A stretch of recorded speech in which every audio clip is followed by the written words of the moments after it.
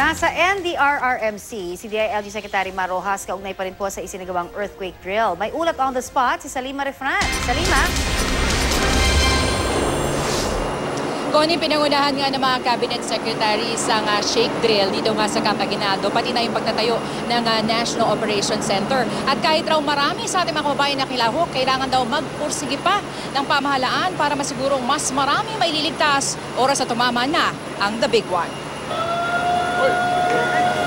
Pagtunog ng sirena, agad na nag-drop, cover and hold sa ilalim ng mga mesa sina DILG Secretary Mar Rojas, DND Secretary Volter Gasmin, DSWD Secretary Dinky Soliman, DOTC Secretary June Abaya, DOST Secretary Mario Montejo, DOH Secretary Janet Garin, Presidential Peace Advisor Ging Deles at AFP Chief of Staff General Hernando Ireberi. Maingat na bumaba ng hagdan ng mga cabinet secretaries. Ganito rin ang ginawa ng lahat ng empleyado dito nga sa Camp-Aguinaldo. Agad na nag-convene ang National Disaster Risk Reduction Council. Pagkatapos ito ay sumakay nga ng dalawang so-called rescue choppers na Secretary Gasmin, Abaya at Suliman para magsagawa ng aerial survey. Ganito ang gagawin ng pamahalaan o sa tumama na ang the big one o ang magnitude 7.2 na lindol. Sa initial assessment, nagpakita ng kahandaan ng lahat ng nakilahok.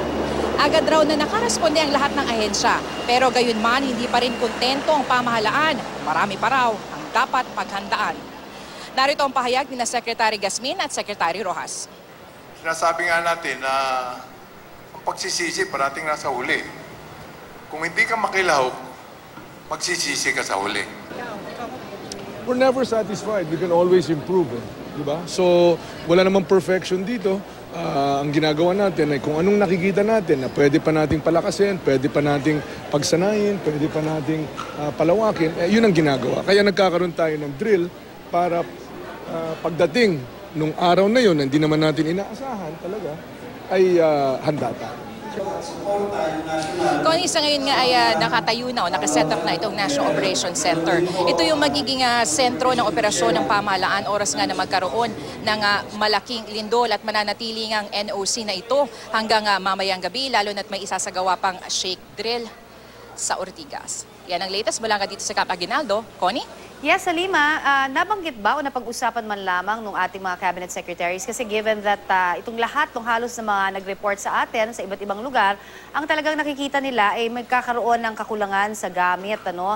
Lalong-lalo na yung mga sa bombero, yung mga hagdan, yun, talagang napaka-basic, kumbaga na nawawalan na nga tayo sa mga ordinaryo pa lamang ng mga sunog, hindi ba?